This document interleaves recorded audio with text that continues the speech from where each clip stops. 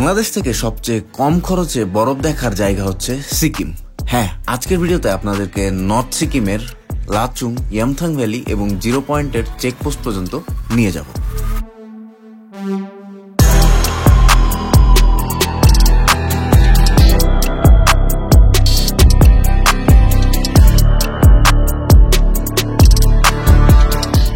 Good morning from Mangan, Sikkim. And এটা মাত্র 3000 fit ওপরে, বাট আজকে আমরা যাচ্ছি 8 থেকে 10,000 ফিট ওপরের দিকে। আর আরেকটা ব্যাপার হচ্ছে, এই যে পিছে যে পাহাড়গুলো আপনারা দেখতে পাচ্ছেন, এই পাহাড়ে সকালে ভোরবেলা একদম কাঞ্চনজঙ্ঘা দেখা গিয়েছে। তো কাঞ্চনজঙ্ঘা এত পরিমাণে দেখছি যে এখন আর কাঞ্চনজঙ্ঘা দেখতে উঠতে মন চায় না। তারপরও সকালে সবাই ডেকে তুললো। এদিকে আমরা 3 জন যারা বাংলাদেশিরা আছি, তারা ব্যাকআপ ভেহিকেল এবং গাড়ি দুইটা মিলিয়েই চলতে হচ্ছে। কারণ এখানে একটা জিনিসই বললাম যে বাইক চালানোটা কিন্তু এখানে স্বপ্নের মতো বাংলাদেশিদের জন্য। চাইলে আপনি পারবেন না, এখানে অনেক রেস্ট্রিকশন আছে। সবকিছু মেনটেন করা, সবকিছু পারমিশন ম্যানেজ করা, এটা সো টাফ। আর আমরা এখন বের হচ্ছি রয়্যাল এনফিল্ড হিমালয়ান 450-তে।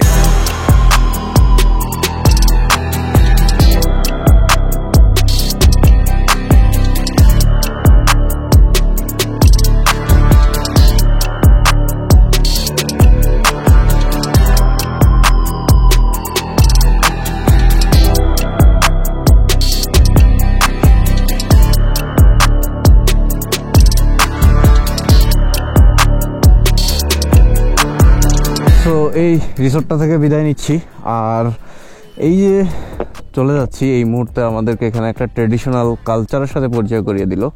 এখানে মেবি তারা সাদা কাপড় দিয়ে অভ্যর্থনা জানায় সবাইকে। হ্যাঁ, এটাকে কি বলে? উত্তরীয়। এটা জাস্ট আমাদেরকে একটু রেসপেক্ট করলো, ভালো লাগলো আর কি, একটা অ্যাক্টিভিটিস বাড়লো। তো বের হয়ে যাচ্ছি, সবাই রেডি। এই যে আমাদের বাইকগুলো রেডি, আমাদের গাড়িগুলো রেডি, সব রেডি। জাস্ট শেষবারের মতো আপনাদেরকে একটু হেলিপ্যাডটা দেখায় দেই। ও রে, ভিউ। ওকে, আমরা এর থেকে বেটার ভিউতে আজকে যাচ্ছি। আর ভাই, এই গাড়িটা পুরো কনফিডেন্স দেয়, অন্য লেভেলের কনফিডেন্স দেয়। এবং আজকে আপনাদের নতুন কিছু রাস্তা দেখাবো। কালকে যেহেতু এই রাস্তা দিয়ে উঠে এসেছি, এই রাস্তা আপনাদের লাস্ট ভিডিওতে, লাস্ট ব্লগে দেখিয়েছি। এই রাস্তাটা না দেখাই, চলেন নতুন কোনো রাস্তায় যেয়ে আপনাদের সাথে দেখা হচ্ছে। ও বাই দ্য ওয়ে, যখন বের হচ্ছি তখন টাইম হচ্ছে এক্স্যাক্টলি 10টা বাজে এবং ভিউটা হচ্ছে এরকম। ওয়াহ!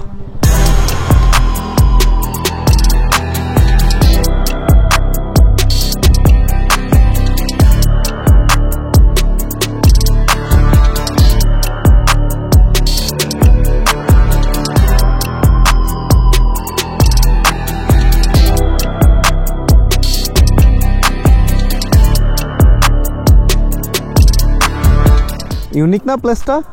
বলেছিলাম ইউনিক প্লেসে এসে আপনাদের সাথে দেখা করব। অ্যান্ড আমরা অলরেডি পারমিশন যে এরিয়াতে নেওয়া লাগে ওই এরিয়াতে ঢুকে গেছি। আর এগুলা জায়গার মজা হচ্ছে এরকমই, মানে অন্য লেভেলের। মানে ভিউটা দেখে মনে হচ্ছে না যে থাইল্যান্ডের কোনো একটা জায়গায় আছেন আপনি। ধরেন এটা সমুদ্র, এখানে ওই পাহাড়টা আছে, মানে কাইন্ড অফ জোস। মানে অল্প টাকায় আপনাকে ফিল দেওয়ার জন্য এগুলো যথেষ্ট। আর মোটামুটি ফার্স্ট পারমিশনের যে জায়গাটা, ওটা পার করে আসলাম। অ্যান্ড নতুন জায়গা শুরু, তাই আপনাদেরও দেখানো শুরু। এখন আমরা কাদের সাথে যাচ্ছি একটু দেখায় দিই। কলকাতা থেকে আমাদের একজন দাদা আছে, সঞ্জু শাহ। এ দাদাও কলকাতা থেকে। সন্দীপ পাল, দুইজন এসছে মুম্বাই থেকে তারা আসছে। আর এই যে ব্যাকআপ ভেহিকেল, আমাদের চিটার বাটপার লোকজন এখানে আছে। তারপরে এই যে আমার বাইকটা এখানে আছে, পিছে অশ্রু আছে। অ্যান্ড আরেকজন দাদা, you are from? Raman from Bihar সে। এই rented personal? Personal vehicle, good. তো এই হচ্ছে আমাদের টিম। এখন চলেন এই পাহাড় দিয়ে দিয়ে দিয়ে দিয়ে দিয়ে ওই উপরে আমরা উঠবো, একদম পাহাড়ের উপরে চলে যাবো। ওকে, কেমন লাগতেছে অশ্রু ভাই ফার্স্ট টাইম? আরে জোস, আমার তো মন চাইতেছে খাইতে যাই। জায়গাটাই আসলে এরকম। ইন্ডিয়াতে আপনারা এইগুলো এরিয়াতে যারা আসবেন, তারা বিশেষ করে বেশি মজা পাবেন। আর আপনারা আমাদের ভিডিও দেখতেছেন মানে আরও বেশি মজা পাবেন, কারণ এই জায়গাগুলো কিন্তু আপনারা চাইলেই আসতে পারবেন না। আচ্ছা, কিভাবে আসতে পারবেন সেটা একটু শেয়ার করি। এখানে আসতে হলে আপনার একটা ব্যাকআপ ভেহিকেল লাগবে, এই যে এরকম, সাথে একটা গাইড লাগবে, যেটা নির্লিপ্ত আমাদের গাইড হিসাবে কাজ করতেছে। অ্যান্ড এই তো আর কয়েকটা গাড়ি টাড়ি থাকা লাগবে, কারণ তাছাড়া আপনার ব্যাকআপ ভেহিকেলের যে কস্ট এটা অনেক বেশি হবে। সো গ্রুপ করে আসলে আপনারা মোটামুটি কম খরচে করতে পারেন, অথবা আমার ডেসক্রিপশন বক্সে একটা পেজের লিঙ্ক দেওয়া আছে, তাদের সাথে যোগাযোগ করলে তারা বাংলাদেশ থেকে অর্গানাইজ করে দিতে পারে আপনাদেরকে, আপনারা আসতে পারেন। That's it. ওয়াও, সেই। আর যদি কোনোভাবে ভেঙে পড়ে পাথর বাঁচার কোনো অপশন নাই ভাই। একটা তথ্য আপনাদেরকে দিয়ে রাখি, যেটা হচ্ছে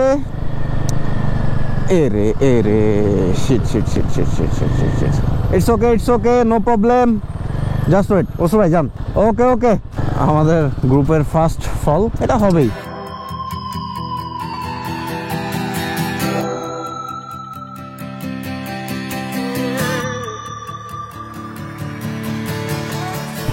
এটা কোনো ভিউ হইলো? নামাই দিয়ে না ভিউ দেখে তো নামাই দিতে মন চাইলো।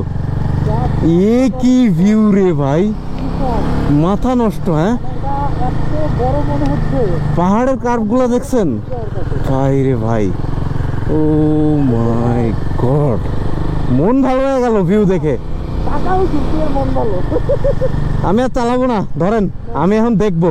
আপনারা কিন্তু শুধু বাইক রাইড জানলেই যে এখানে আসতে পারবেন এমন না, আপনারা কিন্তু পিলিয়ন হিসাবে বসেও খুব সুন্দরভাবে আমার মতো এভাবে জার্নি উপভোগ করতে পারবেন। এখন আসেন আপনাদের একটা হিসাব দেয় আমাদের খরচ কেমন হইলো। আমরা যে টোটাল কলকাতা হয়ে আসছি, ওই কারণে এক্সট্রা আমাদের 4000 খরচ হয়েছে। যদি আমাদের শিলিগুড়ি পোর্ট অ্যাড করা থাকতো তাহলে আমরা 2000 টাকায় কিন্তু ঢাকা থেকে শিলিগুড়ি পৌঁছে যাইতাম। ওইখানে 4000 টাকা সেভ হইতো, ওইখানে আমাদের টাকাটা একটু খরচ বেশি হয়ে গেছে। আর আমরা 3 জন মিলে একটা বাইক রেন্ট নিছি। এই বাইকটা অবশ্যই একটু এক্সপেন্সিভ, আমরা আমাদের শখের কারণে রেন্ট নিছি। আপনারা চাইলে একটু কম দামি বাইকও রেন্ট নিতে পারেন, যেমন ধরেন 1200, 1300, 1400, 1500 টাকায় 400 সিসির বাইক অ্যাভেলেবেল। আর যদি 150 সিসির বাইক নিতে চান তাহলে 1000 টাকায় পেয়ে যাবেন। এই হচ্ছে পার ডে আপনার বাইকের একটা কস্ট, কিন্তু আমাদের এটা 2200 রুপি করে পড়ছে। এটা একটু এক্সপেন্সিভ, বাট আমরা চালাই আরাম চাই আসলে, 4-5 দিন 7 দিন চালাবো। আর আমাদের ব্যাকআপ ভেহিকেলে আমরা 2টা সিট রাখছি। 2টা সিট হচ্ছে 2 জন আমরা ওখানে থাকি, একজন চালাই, এইভাবে আর কি, মানে আলাদা, মানে পুরা কমফোর্টেবল ট্রিপের জন্য। চাইলে আমরা কিন্তু একটা সিট আমাদের ব্যাকআপ ভেহিকেলে রাখতে পারতাম, সেক্ষেত্রে খরচ আরও কমতো। তো এই সব মিলে আমাদের কস্টিংটা হচ্ছে 15000 রুপি হচ্ছে টোটাল, যে আমাদের থাকা, খাওয়া, যাওয়া আসা, শুধু 2-1টা দুপুরের খাবার বাদে বাকি সবগুলো আমাদের এর ভিতরে ইনক্লুডেড আছে সব কিছু। ওইটা একটা এজেন্সির মাধ্যমে আমরা করে নিছি, কারণ এখানে পারমিশনের ব্যাপার আছে, আপনি একা একা করতে চাইলেও এখানে আসলে পারবেন না। তো আমাদের পার পার্সন 25000 রুপিতে কমপ্লিট হয়ে যাচ্ছে টোটাল ট্রিপটা, যদি একদম A to Z ধরি আর কি। তো সেক্ষেত্রে আমরা যে ভিউটা এনজয় করতেছি বা যে এক্সট্রিম রাইডগুলো দিচ্ছি এবং যে প্লেসগুলো দেখতেছি, এগুলো অর্থিত লাগছে আমাদের কাছে, তাই আসছি। অ্যান্ড সবচেয়ে ইউনিক কিছু প্রেজেন্ট করার উপরে আর কিছু নাই আমি মনে করি, টাকার থেকে এটা দামি। কি বলেন নসরু ভাই? এই হলো ব্যাপার। তো চাইলেও এই সুযোগ সবসময় পাওয়া যায় না, পেয়ে গেলাম এবং আপনাদের জন্য একটা সুযোগ তৈরি করে দিয়ে গেলাম। সো ডেসক্রিপশনে একটা এজেন্সির কন্ট্যাক্ট নাম্বার এবং ডিটেলস দেওয়া থাকবে তাদের পেজের, তাদের সাথে যোগাযোগ করে চাইলে আপনারা আসতে পারেন। তারা বিভিন্ন এরিয়ায় ট্যুর করায়, বাংলাদেশ থেকে অ্যারেঞ্জ করে দেয়, কলকাতা থেকে অ্যারেঞ্জ করে দেয়, শিলিগুড়ি থেকে অ্যারেঞ্জ করে দেয়। সো দেখতে পারেন, এই আর কি।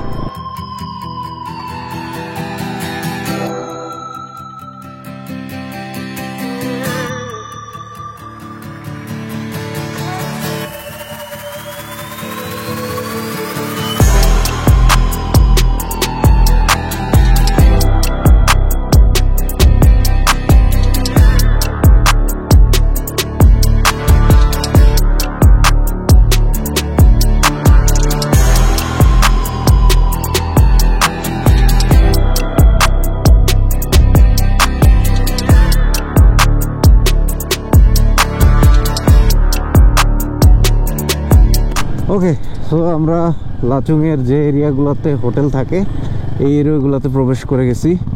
অ্যান্ড আমাদের হোটেলের সন্ধান আমরা করতেছি। ভাই উপরে তাকাবো না নিচে তাকাবো নাকি কী করবো বুঝতেছি না। ভিউ তো অস্থির ভিউ, এদিকে হাত ফেটে যাচ্ছে ঠান্ডায়, আপনারা মরে যাচ্ছেন গরমে ঢাকাতে। ওকে, আমরা লাচুংয়ে যে হোটেলটাতে আছি এটা অনেক বেশি জোস। নর্থ সিকিমে চলে আসছি। অ্যান্ড ভাই আমাদের এখান থেকে ভিউটা দেখেন খালি হোটেলের সামনে থেকে, ও ও মাই গড, বাকিটা পরে দেখাচ্ছি ভাই। সেই শীত লাগতেছে, আগে লাঞ্চ করে নেই। খুব ক্লান্ত, 4:30 বেজে গেছে, এখনো খাই নেই। The next day. Good morning everyone, good morning from Lachung. ভাই হোটেল রুম থেকে বের হয়ে সামনে এই ভিউটা দেখতে হয় টোটালি। আর সকালে মানে ঠান্ডা যেরকম ভাবছিলাম ওরকম ঠান্ডাই আছে, বরঞ্চ তার থেকে বেশি, কারণ এই যে দেখেন বাতাস হচ্ছে। সো বাতাস যখন হয় ঠান্ডার মধ্যে জানেন কি অবস্থা হয়। আর এটা হচ্ছে এই সাইডের ভিউ, আমাদের মূলত দুই সাইডে দুইটা ভিউ। ওই সাইডের আরেকটা ভিউ আছে, ওইটা একটু আপনাদেরকে আমি দেখাই। এই ভিউটা সবচেয়ে জোস। লাচুংয়ের যে টোটাল একটা ভিউ, এইটা কিন্তু এখান থেকে পাওয়া যায়। সো চলেন রেডি হয়ে, আজকে আমাদের উদ্দেশ্য হচ্ছে ইয়ামথাং ভ্যালি। ওকে, ফাইনালি বের হয়ে গেছি। অ্যান্ড এই যে হেলমেট, এই যে গোপ্রো, আর আমাদের বাইকগুলো সব এই যে এখানে সিরিয়াল করে রাখা। ওকে, রেডি দাদা? সবাই রেডি। অ্যান্ড এই যে গ্লোভস একটা নীলিপ্তর কাছ থেকে নিয়ে নিলাম, পুরা 0 ডিগ্রির, যাতে ঠান্ডাটা না লাগে। অন্তত আমি ঠান্ডার জন্য ফুল প্রিপারেশন নিয়ে আসছি, কারণ ঠান্ডা লেগে গেলে আর বাঁচতে পারবো না। আর সব রেডি একদম, সবাই জাস্ট উঠে বসি বাইকটাতে। ও কি ভালো লাগতেছে। ইয়ামথাং ভ্যালিতে যাচ্ছি আজকে। হ্যাঁ, যাত্রাটা বলা হয় না, আজকে যাত্রা হচ্ছে ইয়ামথাং ভ্যালি। আর বাকি যারা আছে ইন্ডিয়ান, ওরা হচ্ছে 0 পয়েন্ট পর্যন্ত যাবে, কারণ ওদের 0 পয়েন্ট পর্যন্ত পারমিশন আছে। আমাদের ইয়ামথাং ভ্যালি পর্যন্ত বাংলাদেশিদের পারমিশন আছে। তো যতটুকু পারমিশন আছে ততটুকুই যাব, সমস্যা নাই। এবং ইয়ামথাং ভ্যালিতেও বরফ পেতে পারি, নট শিওর। পেলে ভালো, না পেলে আরও ভালো, কারণ প্রচণ্ড ঠান্ডা লাগতেছে ভাই। এই ঠান্ডার মধ্যে আসলে পারা যাবে না, কষ্ট হয়ে যাবে। ও ভিউ ম্যান, পাহাড়ের খাজের ভিউ দেখেন, 1 2 3, 3টা পাহাড় একদম ভাগ ভাগ করা। আর এই যে আমরা আবার উপরের দিকে যাব। সো যত উপরে যাব তত ঠান্ডা বাড়তে থাকবে। আমাদের রাতে ঠান্ডা ছিল 8 ডিগ্রি সেলসিয়াস। হ্যাঁ, এটা কি? হ্যাঁ হ্যাঁ, কালকেই তো ছিল এগুলা। যাক, অনেক বাংলাদেশে আমাকে নক করতেছে, ভাই কিভাবে বাইক নিয়ে যাচ্ছেন এই এরিয়াতে। সো আমি সব ইনফরমেশন কিন্তু আপনাদেরকে দিয়ে দিছি। পরবর্তীতে আবার বললেন না মিজু ভাই খালি ঘুরে ইনফরমেশন দেয় না, কত টাকা কি লাগে কিছুই বলে না। আমি কিন্তু সব কিছু শেয়ার করছি। এ কি পাহাড়, একদম উঁচা হয়ে এমনি তাকাইতে হচ্ছে পাহাড়ের দিকে।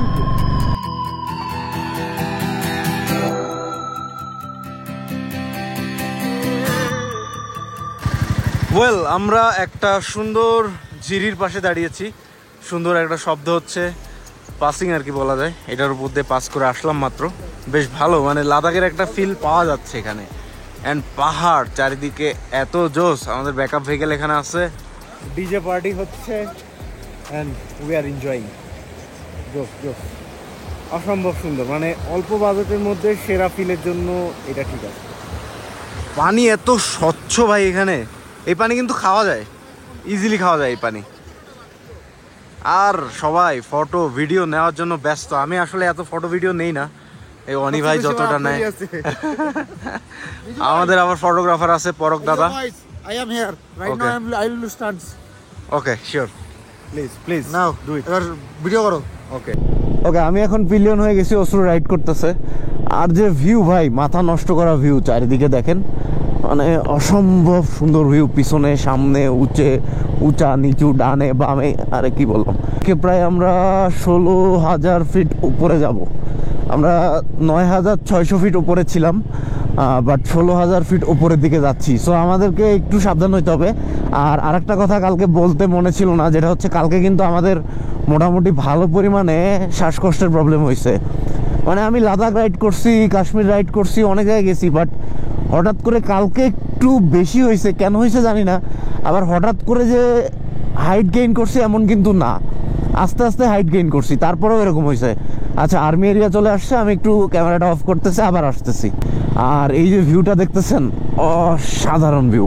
এবং সামনে ওই যে স্নো ক্যাপ মাউন্টেন দেখা যায়, যেটা বলতেছিলাম, এটা হচ্ছে আর্মি রেস্ট্রিক্টেড এরিয়া, পুলিশও অনেক বেশি আছে। তো এই এরিয়াতে যে এরিয়াগুলোতে আর্মিরা আছে, এই এরিয়াগুলোতে টোটালি ভিডিও করা নিষেধ। যেখানে লেখা photo video not allowed, drone not allowed, ওই এরিয়াগুলোতে টোটালি ভিডিও করতেছি না। মানে শ্বাসকষ্টের প্রবলেম হচ্ছিল কালকে মোটামুটি একটু বেশি। এখন এই এরিয়াতে তো গাছপালা আছে, অক্সিজেন টুকটাক আছে, তারপরেও কেন প্রবলেম হচ্ছিল এটা একটু ফাইন্ড আউট করার চেষ্টা করতেছিলাম। তো এখানে অনেকেরই দেখলাম, ম্যাক্সিমাম সবার যারা ইন্ডিয়ান স্থানীয় আছে এদেরও টুকটাক সমস্যা হচ্ছিল। তারপর ভাবলাম যে না, আজকে মনে হয় কোনো একটা কারণে, ওয়েদারের কোনো একটা কারণে এটা এরকম হচ্ছে, অক্সিজেনটা একটু কম, অক্সিজেন লেভেল হঠাৎ কমে যায়। আর পুলিশ চেকপোস্ট যেটা ছিল মেনলি, ওইটা থেকে বলে দিছিল যে অক্সিজেন ক্যারি করার জন্য, হ্যাঁ আমাদের সাথে ব্যাকআপ ভেহিকেল অক্সিজেন ক্যারি করা আছে, সো সমস্যা নাই, সব রকম প্রিপারেশন নিয়েই তবে আমরা আসছি।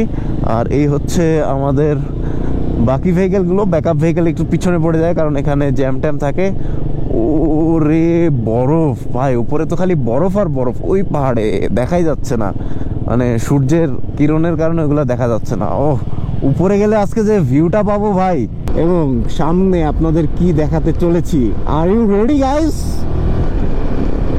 ওই যে দেখেন স্নো ক্যাপ মাউন্টেন এবং বরফগুলো কিভাবে গলে নিচের দিকে আসতেছে।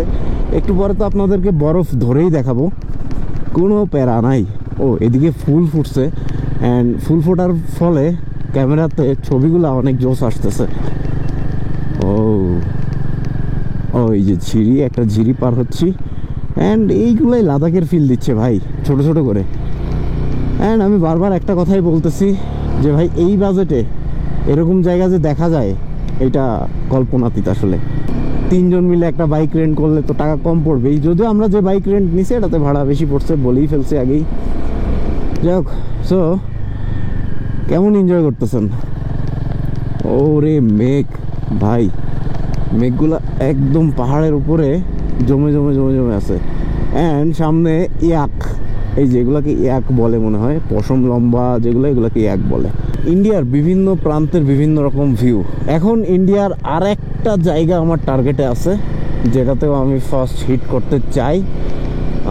থাক, নাম না বলি, যাবো, প্যারা নাই। আর আপনাদের মিজু ভাই যেখানে যায় ওইটাই হিট, কারণ ইউনিক জায়গায় যায় ভাই। এখানে আসলে আপনি যতই ডিপ্রেশনে থাকেন, আপনার মন ভালো হইতে বাধ্য, মানে কোনো অপশনই নাই আপনার মন খারাপ থাকার। वाह वाह वाह वाह वाह, क्या सीन है।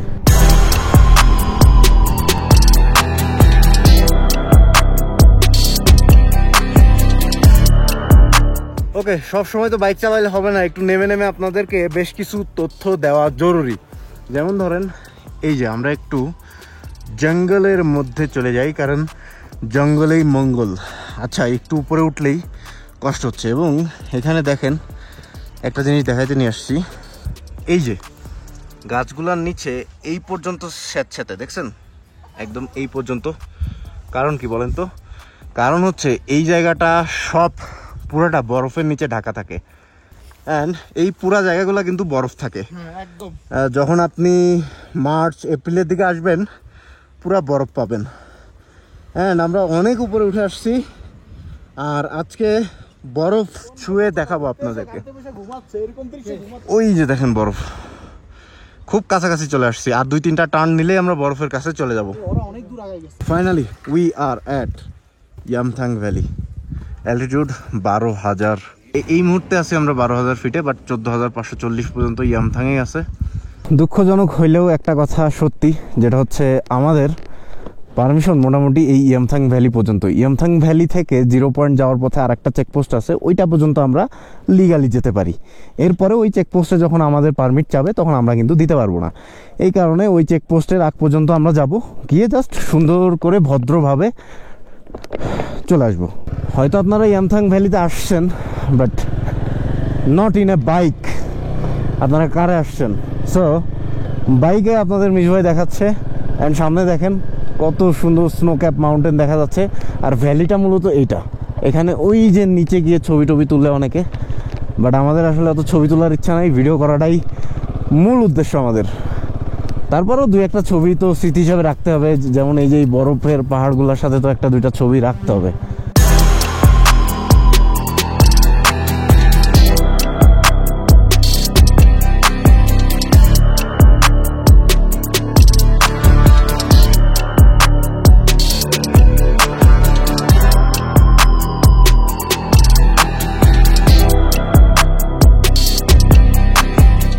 আর একটা মজার বিষয় হচ্ছে এখানে এই যে পতাকাগুলো নড়তেছে, সাথে এই যে বরফের পাহাড়, একটু হেঁটে গেলেই কিন্তু আমরা বরফ ধরতে পারবো, বাট এখানে ধরার দরকার নেই, আমরা একটু সামনে গেলেই পাবো। ওখানে যে আপনাদেরকে বরফ দেখাচ্ছি, লেটস গো।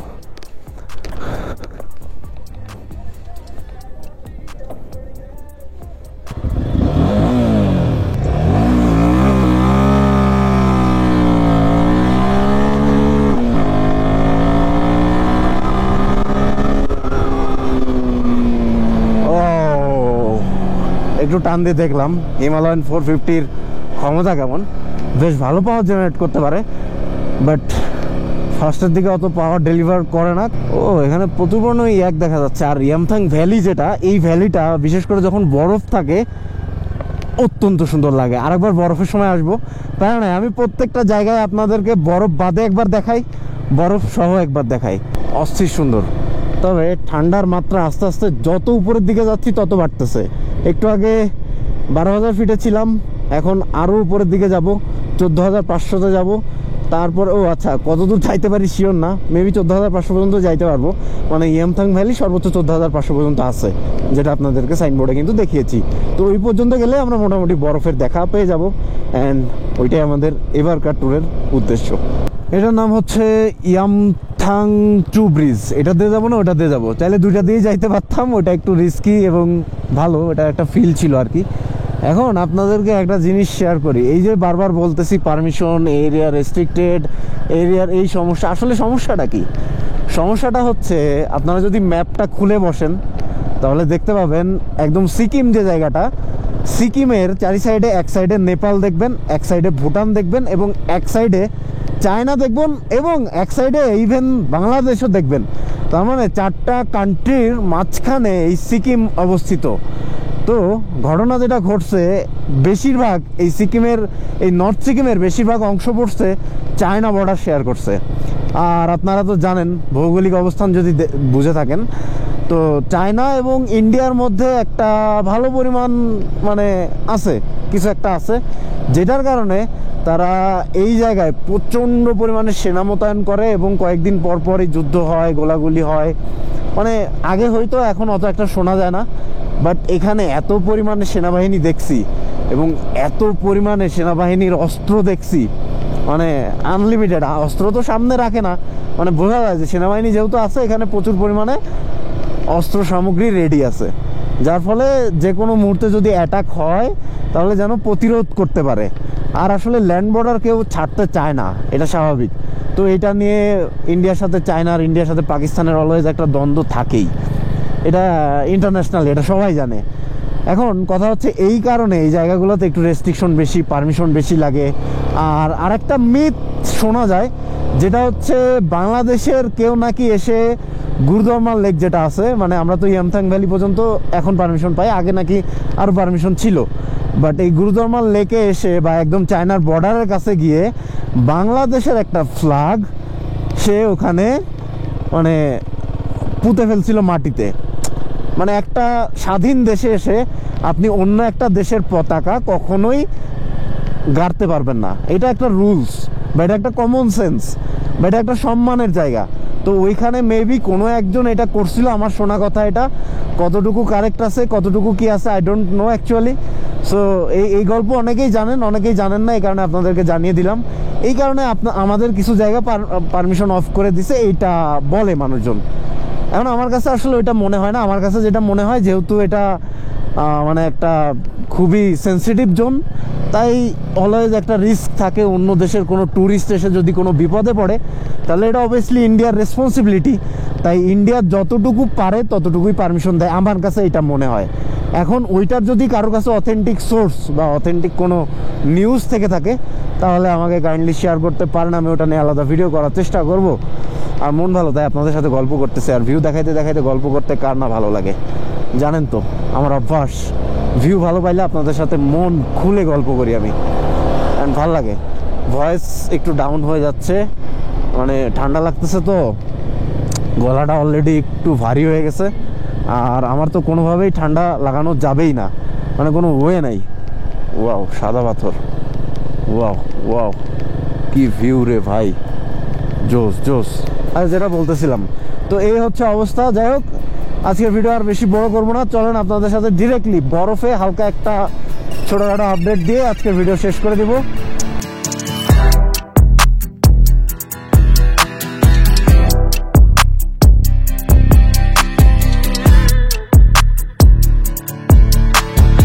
আরেকটি ছোট্ট তথ্য আপনাদেরকে দিয়ে দিই, যেটা হচ্ছে আমি একদম বৃষ্টির টাইমে আসছি, এই কারণে ম্যাক্সিমাম বরফই চলে গেছে, তারপরেও কিন্তু যথেষ্ট পরিমাণে বরফ আছে। আর অন্য টাইমে আসলে আপনারা উইন্টারের একটু পরপর যদি আসেন, মার্চ এপ্রিলের দিকে আসেন, এই পুরা রাস্তাটা যত দূর রাইড করবেন পুরা রাস্তার উপর পর্যন্ত বরফ থাকবে।